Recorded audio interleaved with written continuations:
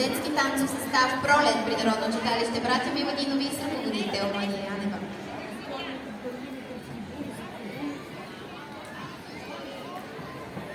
А сега вашите аплодисменти ще бъдат за вокално студио Сгушена звездица с ръководител Таня Точева и песента им Алелуя.